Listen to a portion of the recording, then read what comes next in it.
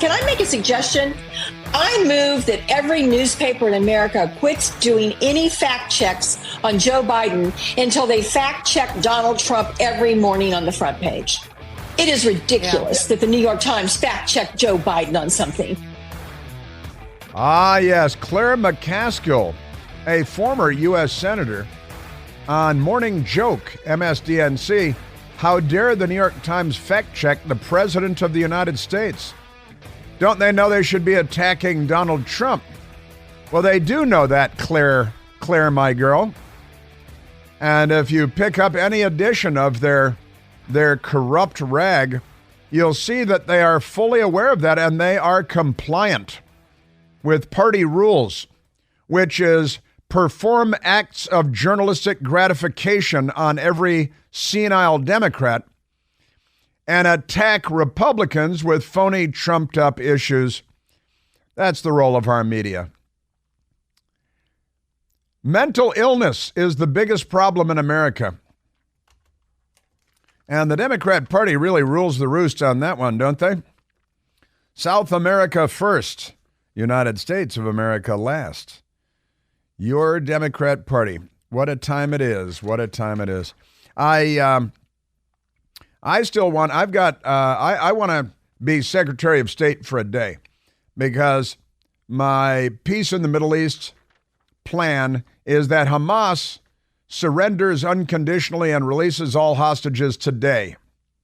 And if not, then daisy cutters rain down on the Gaza until even you idiots don't recognize it. How about that? Unconditional surrender of the terrorist army, the radical Islamic jihadi terrorist army known as Hamas, and release all the hostages. That's my peace plan. Otherwise, you'll have no grounds for complaining. You know, we offered Japan the opportunity to surrender unconditionally in August of 1945. They rejected our generous offer. And then Harry Truman dropped an atomic bomb on Hiroshima. And then 3 days later, they still hadn't surrendered unconditionally. And then an atomic bomb on Nagasaki on August 9th. And then, you know what happened? It still took them days. Then they surrendered unconditionally. And look at them now. The Japanese are such nice people, so nice. And I love that Japanese food. That sushi, miso soup, I love that stuff. Good. Never mind the fact they crashed a kamikaze into my father's aircraft carrier at Okinawa, but pay no attention to that. And that's the peace deal with Hamas. You surrender unconditionally today and release all hostages and turn over your leadership. Hang on, I left out a key part, and you got to turn over all your leadership because they go on trial. Oh, you don't agree? You don't agree to that? Meet my friend, the daisy cutter.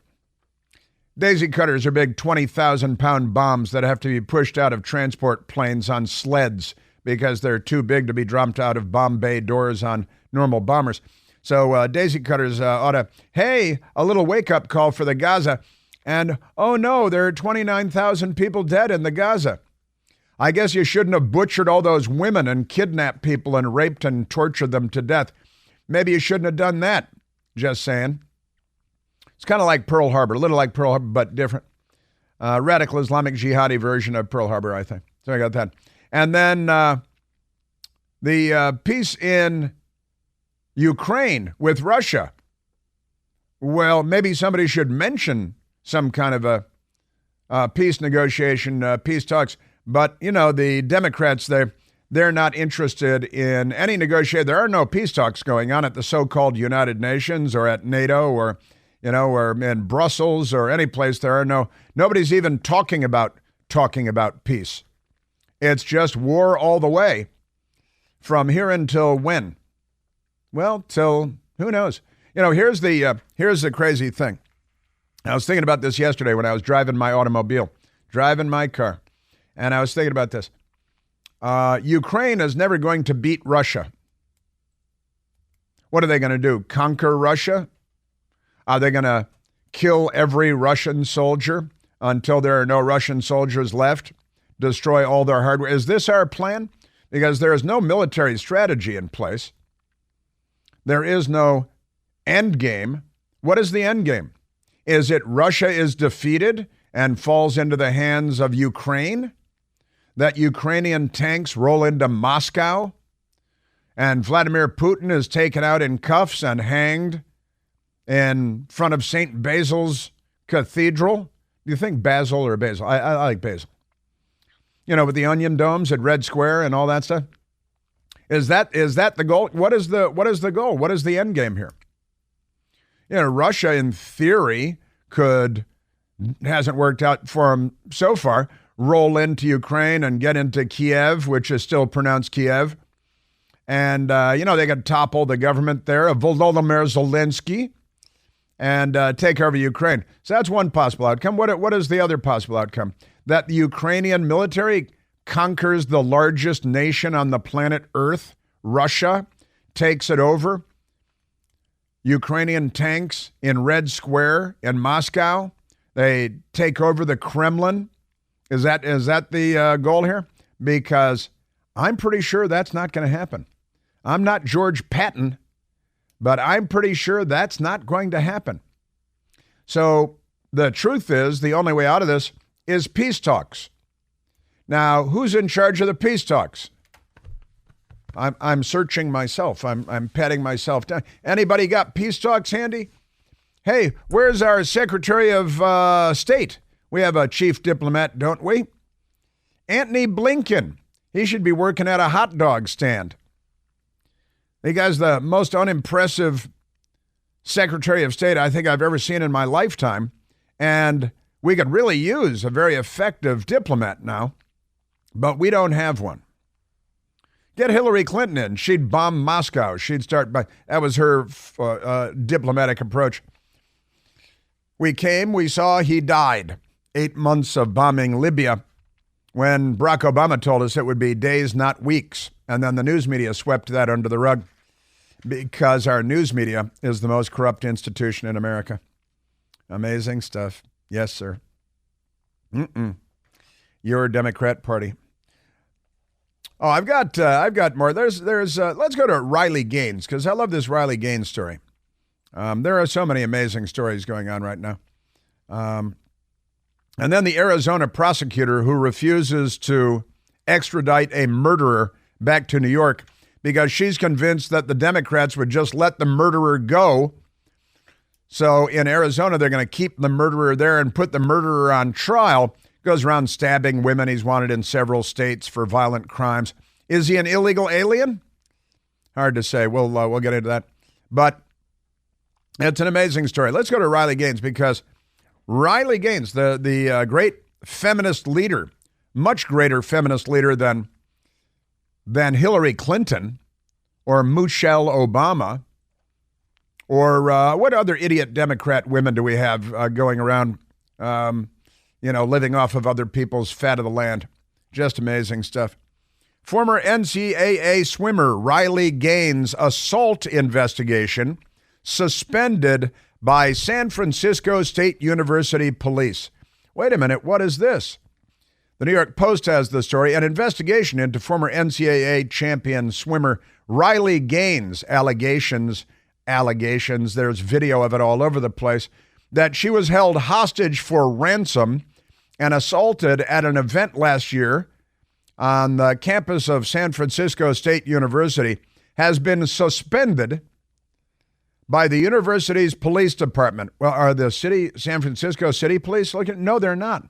They decided just to let the campus police look into it. And they waited. They slow-rolled us. They waited for a long period of time. And then they said, oh, yeah, by the way, we dropped that whole event because radical left-wing violent mobs came in who are all transgender mental cases. Gaines said she was physically attacked by activists, they're rioters, who forced her to barricade herself inside a classroom for hours after they stormed the event where she was speaking about her experiences competing as a woman against a controversial transgender swimmer, Leah Thomas, in college. She later recounted the April 6th, 2023 incident before Congress. Riley Gaines told Fox News Digital on Wednesday, that's yesterday, that she followed up all these months later with the San Francisco State University Police last month but was disappointed to learn that they were no longer probing the alleged attack. Now, we have audio of the alleged attack to share with you, where the violent mob of mentally ill, transgender-loving Democrats were attacking her because she wants women to compete against women and men to compete against men. Democrats think men are women, and they think women are men. They don't know about biology and science and genitalia, and for that matter, genes and chromosomes, because any cell scraped off of your body would determine your gender, your sex, and they're not different things. Occasionally semantically, but rarely. And Democrats say, well, gender is not the same as sex. That's because you're mentally ill. That's the thing. Can you please let me know if you have completed your investigation? She wrote in an email reviewed by the outlet. I wondered if you can share with me any conclusions you have reached Now, how about the arrests and the trials and the convictions for the violence perpetrated by these left-wing mental cases? A little bit of what it sounded like at San Francisco State University when Riley Gaines was there to talk to the students there about being a woman competing against women instead of men.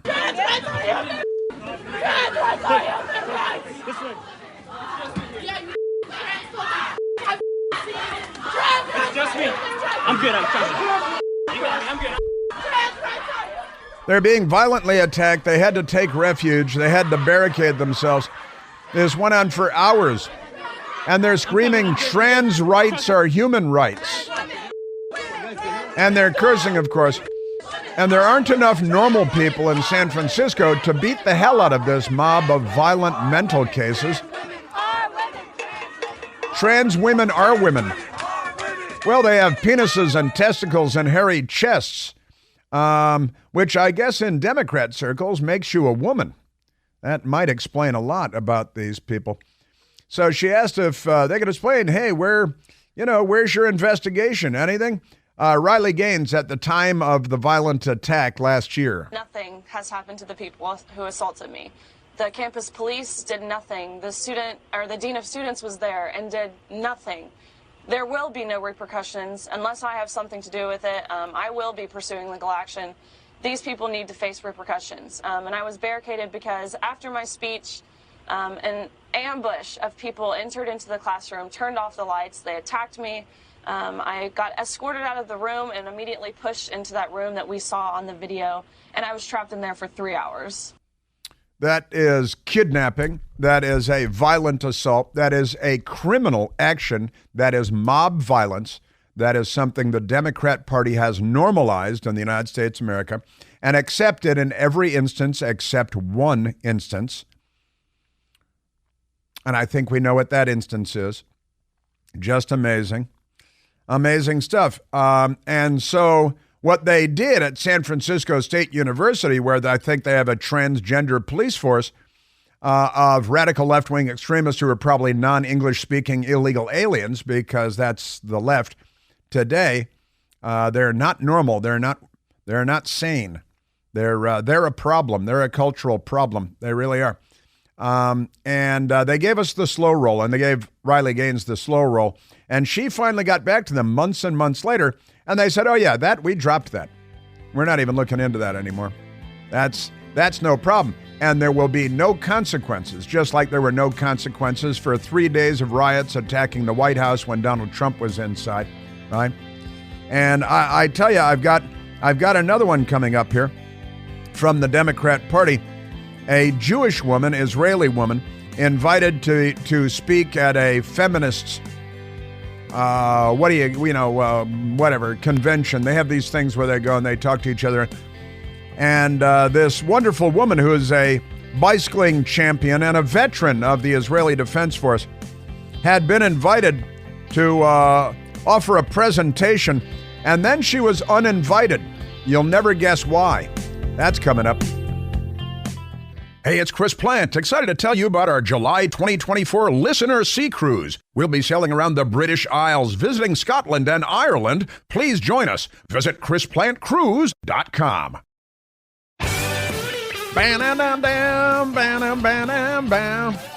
Yeah, Riley Gaines says the San Francisco, the campus police, they said, hey, we asked you for more information. She says, come on, I told you what happened over and over and over and over and over again, she said. And they just said, oh, we're dropping it. That's no big deal. Leftists can attack you all they want because... Now, here's another story. Female cyclist uninvited to Women's Day event due to previous Israeli military service. Female cyclist invited to Women's Day event has been dropped from their program. She's a famed female cyclist, and her invitation to speak at an international women's event rescinded due to her service in the Israeli military. Isn't that amazing? Leah Goldstein was invited to the March 8th event back in August by Inspire. It's called Inspire, but was told last month she would no longer be welcome, according to the Times of Israel. Goldstein served in the Israeli military over 30 years ago, but they uninvited her. And here is Leah Goldstein this morning. I was in shock. I mean, my presentation has nothing to do with politics. I mean, I've been speaking for 11 years. And not one time has anyone ever come up to me saying, you know what, there was something you said that offended me, not to the bureau that I work for, not anonymously. And here I am just being removed simply because I served in the IDF, by the way, over 30 years ago. So it was, quite shocking to say the least. Make genocidal anti-Semitism cool again, just like the old days with the Socialist Workers' Party of Adolf Hitler. Now the Socialist Party, that is the anti-democratic party in the United States, they've made Jew hatred mainstream. They've taken it mainstream. Leah Goldstein, who has been uninvited to the Inspire event because, and they didn't even tell her it's because she served in the IDF 30 years ago, but she is a Jew. As a Jewish woman, by the way, let me just add that I wouldn't feel offended listening to a Palestinian woman talk about her life experiences and stuff that she had gone through. So why am I excluded from this? But it is simply because I'm Jewish. IDF is just an excuse. IDF is just an excuse. Oh, but that you served in the IDF, so we can't have you because the terrorists are losing their war against civilization. And the left is the opposite of civilization. Hamas, here's a crazy thing. I was doing some research. The massacre of Israeli athletes at the 1972 Munich Olympics was by a Palestinian group called Black September. And they attacked the Olympic Village. They held hostages. They murdered every Israeli athlete that they could murder. And there's something about that episode that has kind of been allowed to be forgotten. I want to hit refresh on that in a moment.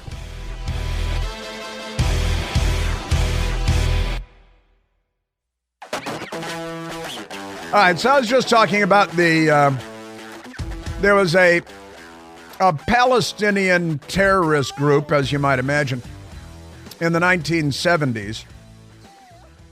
And they attacked the Munich Olympics in 1972. It was called Black September. That's they like colorful names like that. Black September. And Black September attacked the Olympic Village in Munich. They took Israelis hostage. They murdered members of the Israeli Olympic team. But when they took hostages, they demanded the release of 234 Palestinians being held in Israeli prisons, 234 Palestinian prisoners being held for committing crimes against humanity in Israel. And the Black September group demanded, they had the list, these 234, and they demanded the release of the leaders of the Red Army faction in Germany, Andreas Baader and Ulrich Meinhof. It was known as the Baader-Meinhof gang, and they're communists in Germany that had murdered industrialists and judges and police officers and blown things up and robbed banks. like the left in the United States in the 1960s and early 70s, friends of Barack Obama, literally. But, killed cops, robbed armored cars to fund the revolution. But the Black September Palestinian terrorist group that murdered all the Israeli athletes at the Munich Olympics in 1972 also demanded the release of the Red Army faction leaders in Germany, which kind of goes to what we're watching right now in the United States of America with the left. And I've been talking about this. It's so peculiar that lefties are saddling up with Hamas, a Palestinian terror group, right? From the river to the sea. From the river to the sea. Palestine will be free. In New York, at Harvard University, the presidents of Harvard and other Ivy League institutions, University of Pennsylvania, they all smirk smugly. They disinvite a bicycle-riding woman from a feminist conference because she's a Jew and an Israeli, and she served in the Israeli military 30 years ago, and she was scheduled to speak, and they dropped her because Jew, no Jew. This is the left. Now, keeping in mind that Adolf Hitler's party was called the Socialist Workers' Party of Germany, but never mind that.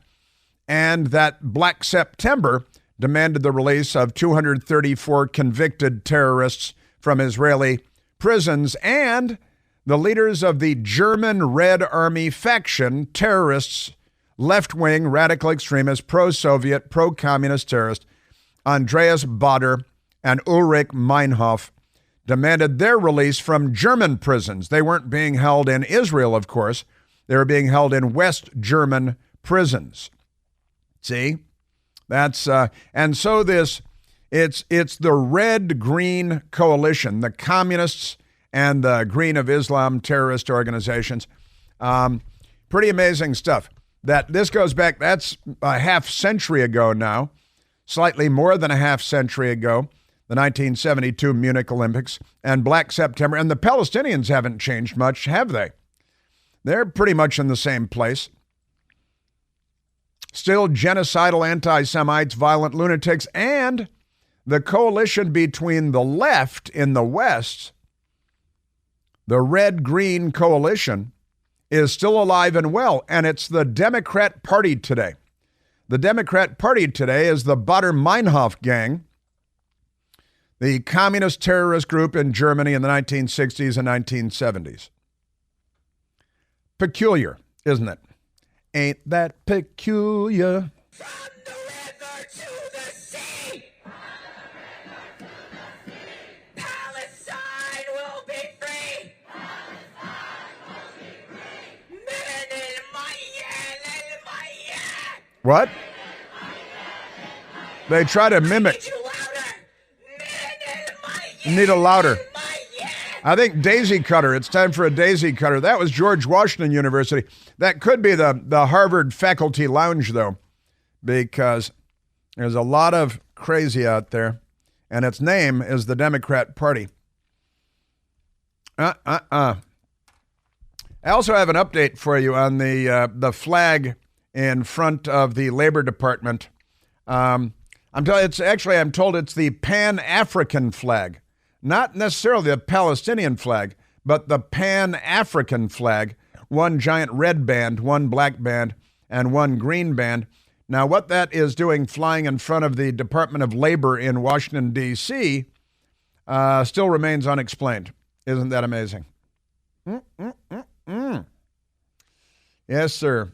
And the Pan-African flag, Marcus Garvey, great African-American, designed it, I think, more than a century ago. And it was all about the Back to Africa movement, where Africans in America, people of African descent, would move back to Africa to get away from this terrible United States of America.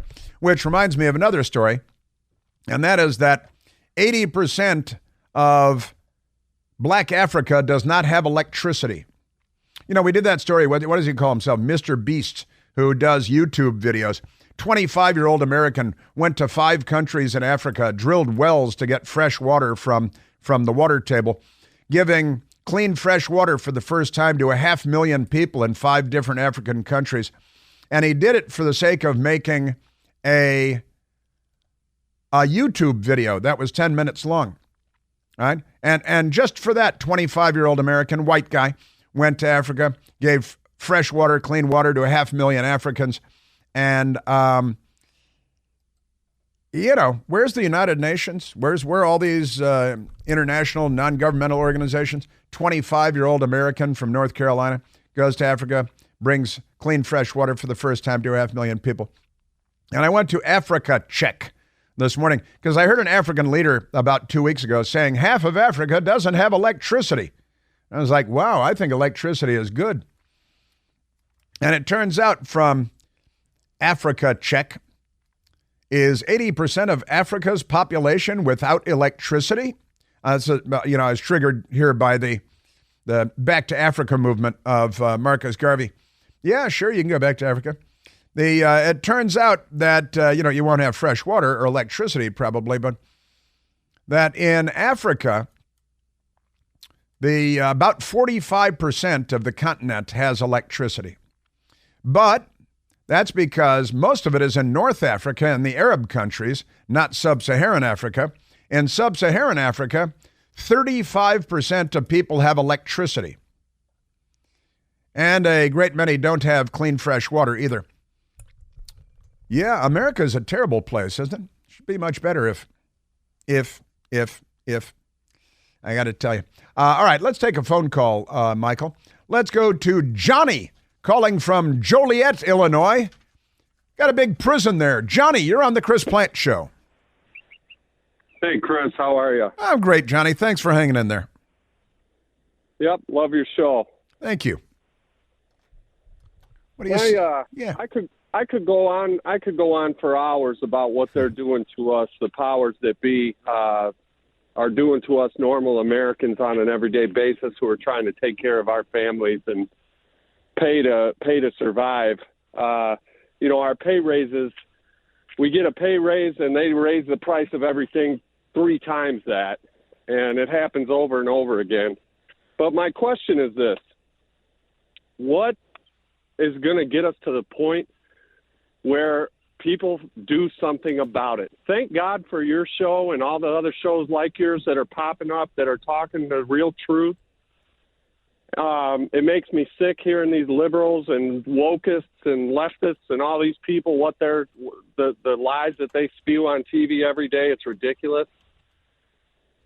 I talk to all kinds of people, my friends, my neighbors, my coworkers, people at the grocery store, the gas station, sporting events. 99 out of 100 share my views. Yep. But we do not have time to do anything about it. They just keep getting away with it. It's like every day you leave for work, somebody's going to come and rape your wife. But you just get up and put your boots on and go to work because you're trying to support your family. And if you miss work, they've got us so strapped that we can't do anything but work and take care of our families. So the majority of Americans, and I know that 100%, that we are the majority, think that the policies and the things that they're doing to our country are absolutely heinous and ridiculous. But we have to go to work every day knowing that they're going to be raping our country again, and there's nothing we can do about it. What is it going to take for normal people to rise up and do something about what's going on? Because they are way ahead of us politically. They have moves calculated out way further than the Republicans do. And we're all relying on Donald Trump getting in office. Everybody I know wishes he was back in there, and Biden and the Obamas and whoever's pulling the strings were out. But if Trump doesn't get back in office, then what's going to happen? If they're able to pull off some stupid indictments against him that are completely ridiculous when the president does things way worse, if they're able to pull off some indictments against him, or they're able to rob our election from us again, then what are we going to do? Well, these are important questions that are on the minds of a great many Americans, Johnny, and I'm glad you did hang in there. I know you're hanging in there for quite a while, and I appreciate that. Yeah, I was with you for over I don't know, it's been an hour and 20 minutes or something now, just to get my voice heard. Us normal people don't have time to do anything. Yeah, nobody has time to do this. Nobody has time to sit around and wait for somebody to hear what they have to say. Yeah, I got you, and I know what you're talking about. You get a pay increase. That's great. But real inflation under Joe Biden is actually 17%. And they lie to us and they tell us, oh, it's 3.2% inflation. And wages are outpacing inflation. And we get lied to again and again. Our media is the most corrupt institution. And all the people that are out here know that it's a big lie because we feel it. We know what's going on. People aren't stupid. People are finally coming around to realize what the heck is going on. And I mean, all walks of people are starting to figure it out. Yeah. But yeah, my wife's a nurse. I work at a chemical plant. We make decent money, but you try and raise a family of 8 with the prices that we're paying for everything. Yeah. We go to work 12 hours a day and make all kinds of money, and we still cannot make it. We're struggling. It's ridiculous. Yeah. When I was a kid, my dad worked. We had a family of 6. My dad worked. My mom stayed at home. We had money for motorcycles and stock cars and going on vacations and everything just off of my dad's salary. Yeah.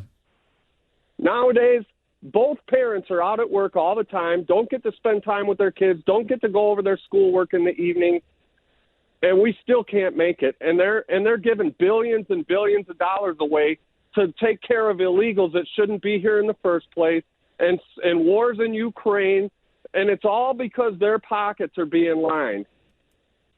And I tell you what, they're a step ahead. If Trump doesn't get back in office, I mean, these people will do whatever it takes for them to stay in power and stay in money and screw the rest of us. Yeah. Yeah. Yeah, and the big lie is it's our everyday diet.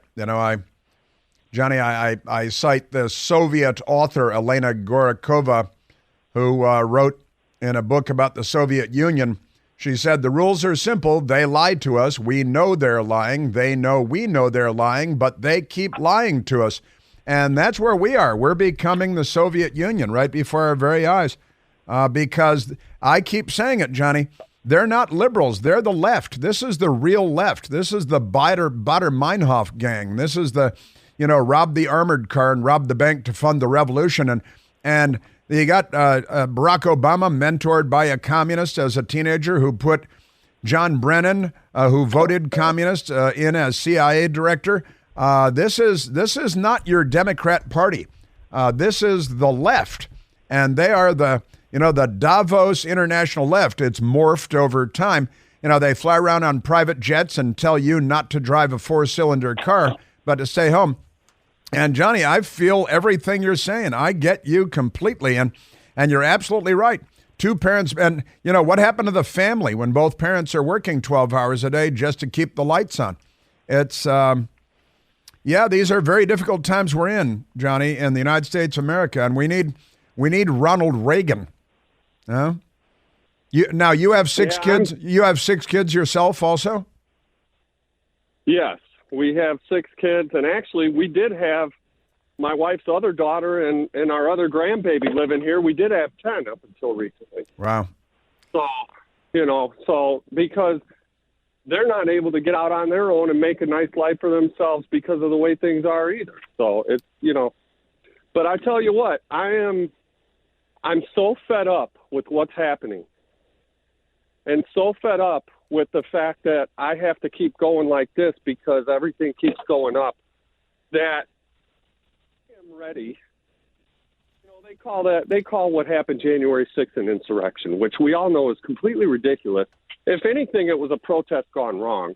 Yeah. And that was all brought on by people that they had planted there.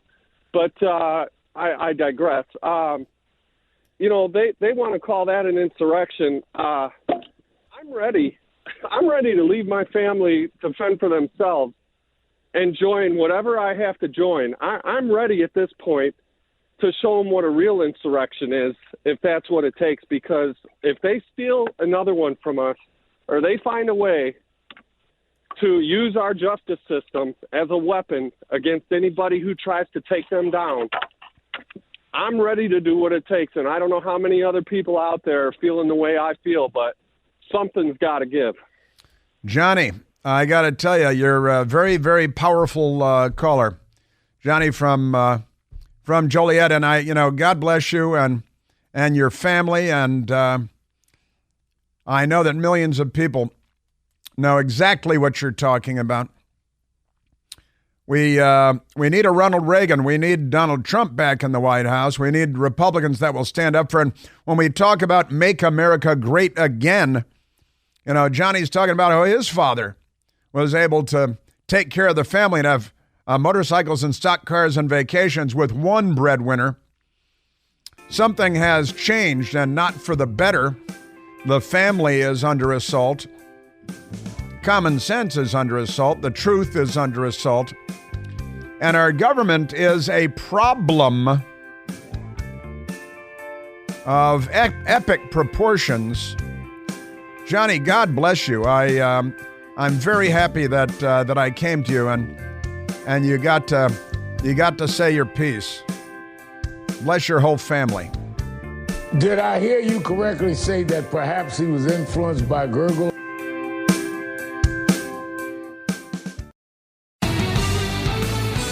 Well, Johnny was a caller for the books here, getting a lot of response to Johnny. There's another story today I haven't even touched on. The cell phone outage hits AT&T customers nationwide. Verizon and T-Mobile users also affected. Now, my friend Randy, who runs the Chris Plant store, which you should visit, says he is one of them, Washington, D.C., and his whole family. Says he can only text on Wi-Fi at home. His cell phones are useless. And, the AT&T, they build the network. T-Mobile and Verizon use the network. So it's the network that is under attack. Or I shouldn't say under attack, that is failing. But if it is under attack, if this is a probing effort, pay attention, because you never know what's going to happen tomorrow. That's a for sure.